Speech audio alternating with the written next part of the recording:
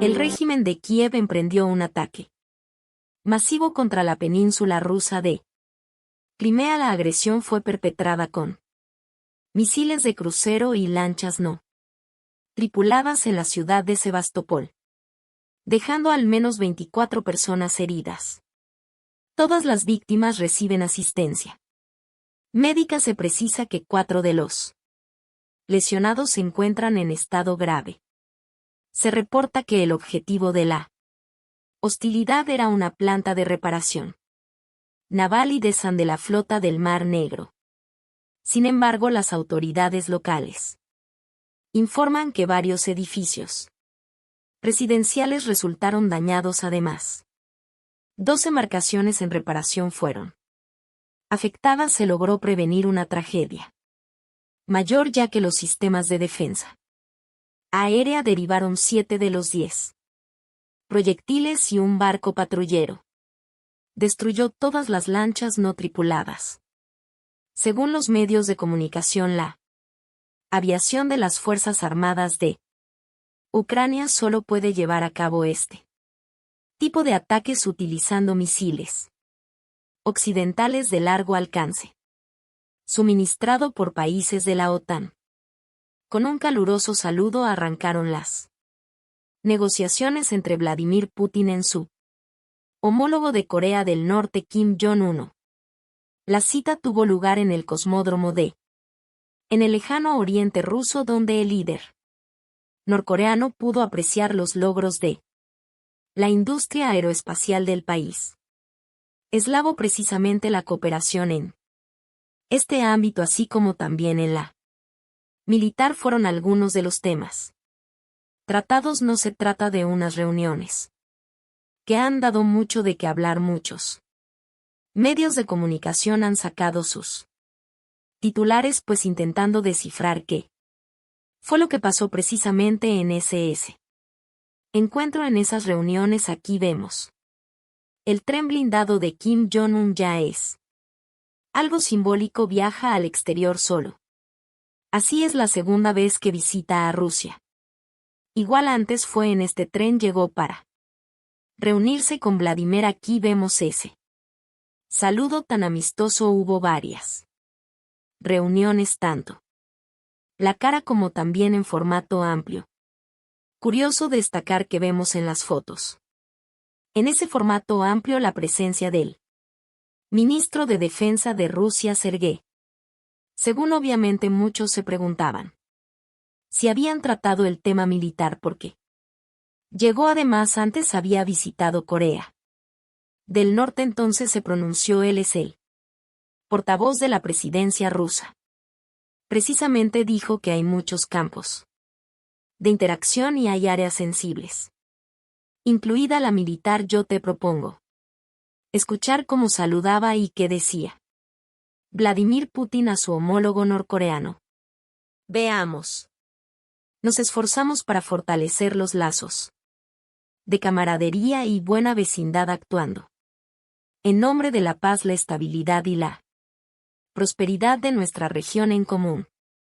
Hay muchos lazos entre los dos países y, por ejemplo, el área espacial, porque precisamente durante esta visita pudo ver el cosmódromo Boston y apreciar de cerca los logros en el ámbito espacial de Rusia. De hecho, Vladimir Putin destacaba también que obviamente van a cooperar con Corea del Norte en el ámbito espacial, especialmente con la ayuda para satélites norcoreanos para llevarlos al espacio. Hablamos también de otras esferas. Se trata de los vehículos, porque Rusia es conocida también por la producción de sus famosos Soyuz, precisamente Vladimir Putin ha llegado al encuentro en una limusina Soyuz, que después Kim Jong pudo apreciar muy de cerca, incluso se montó a ese coche. Y hay que destacar aquí porque la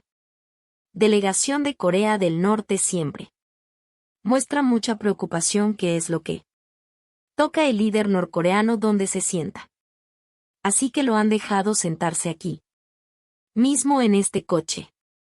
Destacaban las buenas relaciones que existen entre los dos países y además defendía a Rusia en su lucha contra él. Imperialismo. Escuchemos. Estoy seguro de que el ejército del pueblo ruso obtendrán una gran victoria en la lucha sagrada contra la unión del mal. Curioso destacar que mientras se celebraban estas reuniones hubo una noticia muy importante: es que Corea del Norte lanzó 2 misiles balísticos de corto alcance. De hecho, los medios internacionales dicen que fue la primera vez cuando se dio este tipo de lanzamientos mientras el líder norcoreano estuviera fuera del país.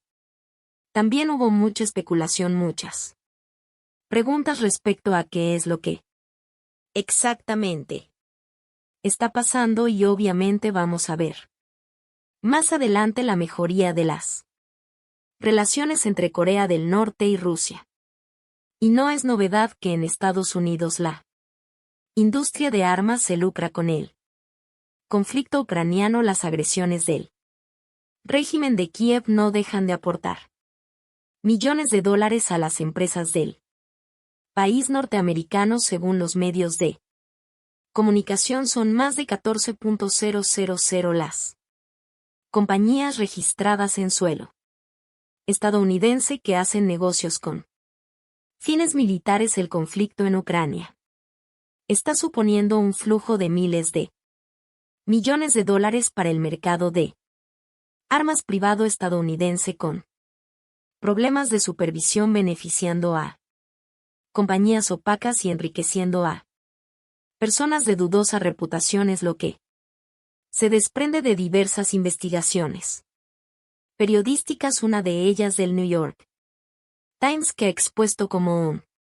comerciante de armas de Florida. Mark Morales es hoy día uno de los proveedores de armas más importantes para Ucrania. No solo el Pentágono otorgado a su empresa alrededor de $1,000 millones en contratos. Los registros también demuestran que ha construido un negocio paralelo millonario vendiéndoles armas directamente a los ucranianos. Morales consigue sus acuerdos a través de Vladimir Koichman, a quien paga Koizman, el sargento jefe del ejército ucraniano, aunque asegura que es voluntario, lo que pone a prueba los límites de las leyes de corrupción estadounidenses y ucranianas que presuntamente prohíben los pagos a funcionarios gubernamentales. Cabe destacar que ese mismo comerciante de armas, a Mark Morales, fue acusado en 2009 de conspiración y lavado de dinero, después de que fuese captado discutiendo métodos para pagar sobornos a funcionarios extranjeros. Sea como sea, en la actualidad no solo es contratista del Departamento de Defensa de Estados Unidos, sino que utiliza ese dinero público que está ganando para fortalecer su negocio privado. Concretamente, lo que hace es superar las ofertas de sus competidores a la hora de comprar armas de estilo soviético para luego venderlas a Ucrania. No habrá en absoluto ninguna rendición de cuentas de lo que se traslada, porque muchas veces los suministros provienen de otros países, no vienen directamente de Estados Unidos. Entonces supongo que la única manera de responsabilizar es saber quién es realmente el jefe o líder de la empresa que distribuye esas armas. Se les da una apariencia de legalidad al registrarse en el Departamento de Estado, a pesar de que en el caso del señor Morales ha tenido problemas con la ley estadounidense sobre tales actividades. Pero cuando uno está desesperado por conseguir armas y conoce a la gente que, aunque pueda ser, abro comillas, sucia, cierro comillas, va a involucrarla de todos modos, es la naturaleza del negocio. Y es un negocio muy sucio lo que sucede. No solo se ciñe al caso de Morales. Según una investigación de USA Today, son más de 14.000 las entidades estadounidenses registradas para realizar actividades comerciales de defensa. El diario asegura que las cláusulas de secreto comercial de la ley federal significan que ese flujo de equipos, armas y municiones casi nunca se revela al público, es decir, según el Departamento de Defensa de la Administración ha comprometido más de 43.000 millones de asistencia de seguridad de Ucrania desde febrero de 2022 hasta el pasado 6 de septiembre. Sin embargo, es imposible saber la cantidad que está llegando desde comerciantes de armas privados. De hecho, el diario revela un oscuro sistema de intermediarios exportadores, traficantes de armas y transferencias de país a país, exponiendo como un envío real de municiones que en su origen eran para Arabia Saudí acabaron presuntamente en Ucrania tras un pedido de los Países Bajos que nunca llegó a ese país, pero sí acupoló a Polonia. El gobierno de Estados Unidos ha asegurado que el apoyo militar a Ucrania se hace de forma responsable, segura y reforzando la gestión en la frontera para prohibir y detectar el tráfico ilícito de armas. La alta representante para asuntos de desarme de Naciones Unidas, sin embargo, abogado por mejorar y tomar mayores medidas para evitar la transferencia a terceras partes. Aquí exige explicaciones a Kiev tras las declaraciones ofensivas del asesor del presidente hacia China y la India por su postura neutral en el conflicto ucraniano. Así lo declaró la representante oficial el Ministerio de Relaciones Exteriores de China, Mao Ning. No tengo idea de las premisas de la declaración. Debe de dar explicaciones. Las autoridades de China constantemente tienen una posición responsable sobre el conflicto ucraniano, esforzándose por solucionarlo pacíficamente mediante negociaciones. Debe analizar la situación honestamente y tomar una actitud correcta. El asesor del presidente ucraniano, Mikhail Doyak, había afirmado que ambas naciones asiáticas tienen una capacidad mental baja y que no saben analizar las consecuencias de sus decisiones. También había criticado a instituciones internacionales y calificó la ONU como un bufete que gana dinero para una buena.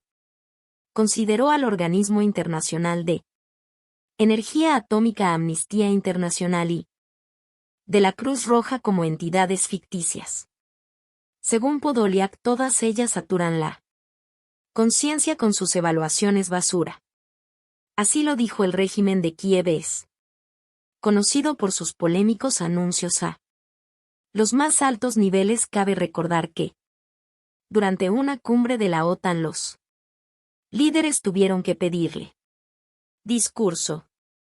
Controvertidas declaraciones desde la Agencia Internacional de la Energía constatan que hay escasez en el mercado mundial del petróleo y que las refinerías apenas pueden hacer frente a la demanda. Recientemente el jefe del organismo aseguró que pronto llegará el fin de la era de los combustibles fósiles y llamó a no invertir en el desarrollo de nuevos yacimientos. El discurso se enmarca por las llamadas políticas verdes que promueve Occidente, al enfrentar precios cada vez más elevados a la energía y que además enfrentan críticas donde los países productores. Su directora ha dicho que bueno, ya no hay que invertirle, que ya no hay que apostarle porque en algún momento dado este tipo de energía va a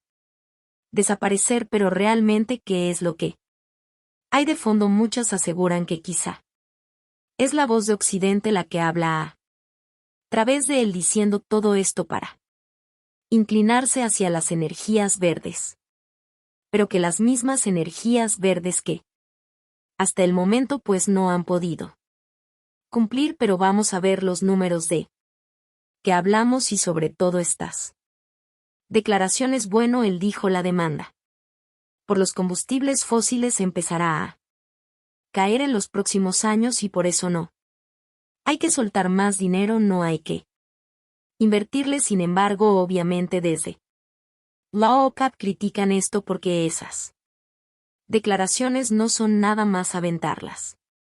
Así estas pueden llevar un fondo y puede tener repercusiones. La repercusión es que tales declaraciones podrían contribuir a la volatilidad del mercado, es decir, a que esto siga o subiendo o bajando, dependiendo, pero obviamente los países que son los productores pues también se quejan no de todo esto que están mencionando, porque hay números y esos también hay que mencionarlos y hay que verlos, porque una publicación de Bloomberg dice: el déficit del petróleo en los mercados previsto para el próximo trimestre sería de 3 millones de barriles. Esto podría ser un máximo desde el 2007. No se veía esto. Recordemos que obviamente los saudios, también los rusos, pues han ampliado las restricciones adicionales al suministro hasta finales del 2023, y si en algún momento dado se les ocurre que tiene que haber más, obviamente no se van a dar abasto. ¿Por qué? Porque no se está invirtiendo en ello. Entonces, por eso estas desatinadas declaraciones. Vamos a escuchar lo que dijo María Zaharova al respecto, porque ya habla de forma directa: si un país deja de invertirle a esto podría quedarse en el olvido. Escuchemos. Se puede jugar con las palabras tanto como se quiera. Lo que está haciendo el conglomerado occidental, por así decirlo, centrado en la OTAN, se pueden reorganizar letras y frases tanto como se quiera, pero no se puede escapar de la ciencia de los hechos ni de la realidad.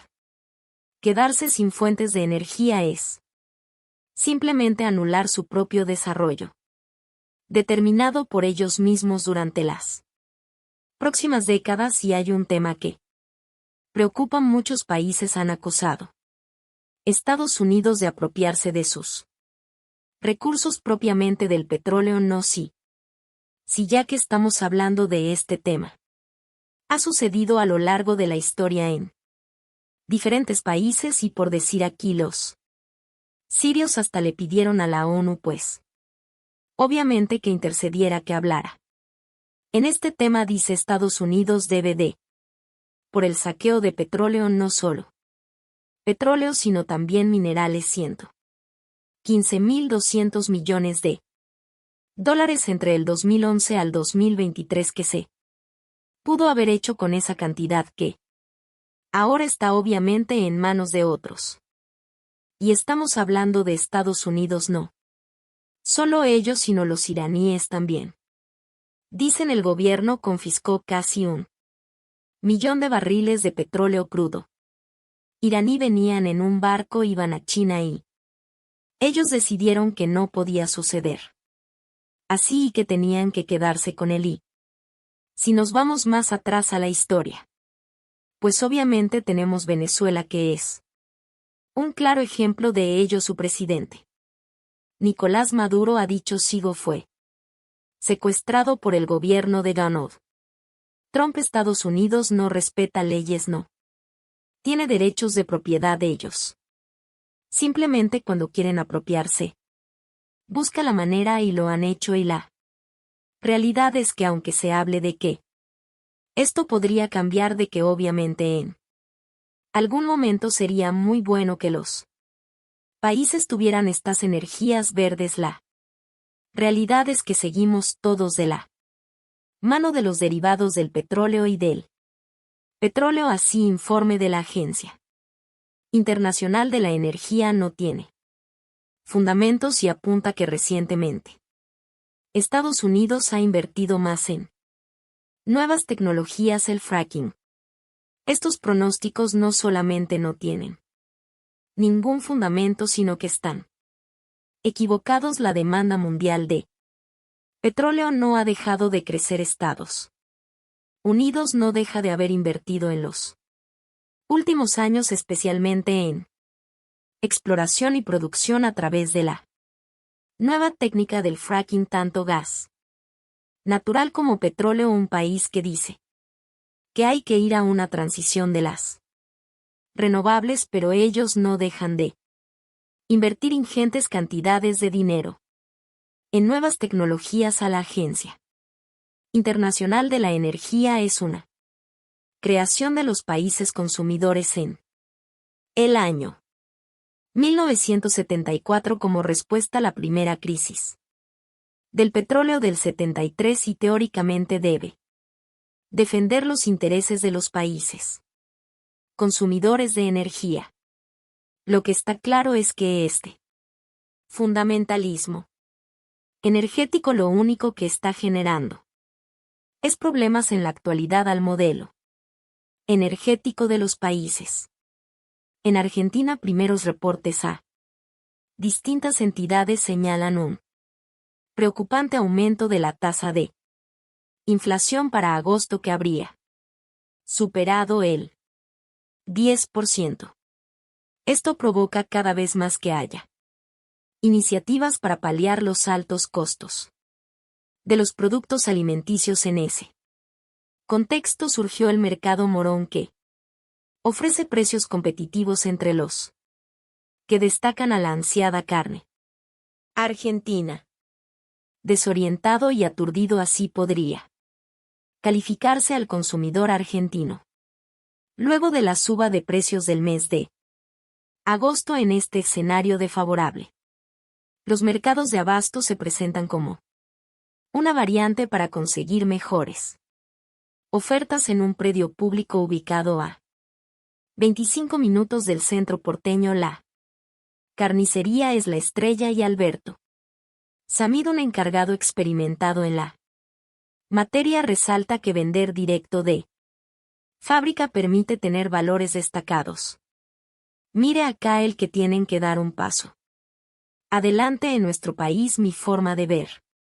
Yo hace 60 años que estoy en el comercio de los alimentos. Son los productores los fabricantes. Nosotros tenemos que cambiar el sistema de la intermediación parasitaria, que son los que se llevan la parte de león. Lo que vale 100 lo cobran 500 y una cosa es loco. Las carnes se incrementaron entre un 55 y un 60% en la tercera semana de agosto. Sin embargo, aquí los cortes más populares se ubican varios pesos por debajo de otros comercios fuera del mercado. Esto sucede gracias al Estado municipal, administrador del predio de 750 metros cuadrados, que vigila las cifras para que las uvas no sean desmedidas. Esto incluye, por ejemplo, a productos para celíacos, alimentos históricamente caros en los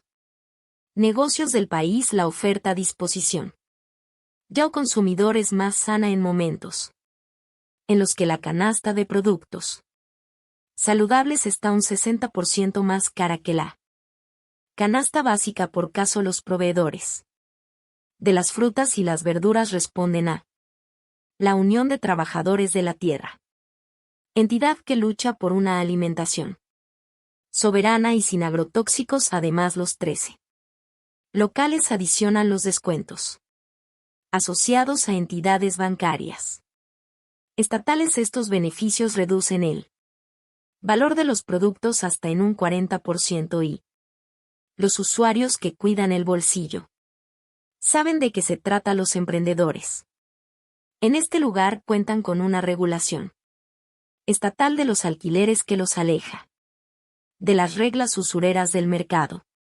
inmobiliario. Otro aliciente que demuestra que el trabajo articulado entre los funcionarios y el sector privado es posible sin atentar contra él ciudadano de a pie. Según estadísticas locales, unas 400 personas recorren por Di a estos pasillos y la iniciativa podría replicarse en otras localidades. Cuando vivimos una contracción comercial generalizada en agosto, las ventas minoristas en general se desplomaron y, en particular, los alimentos y las bebidas sufrieron una baja muy fuerte en el número de compradores. Sin embargo, en mercados populares como esa retracción no se nota tanto, ya que la clave aquí es ofrecer productos de buena calidad a valores competitivos. Al fin y al cabo, para combatir la inflación no hay mejor estrategia de batalla que buscar precios accesibles, cueste lo que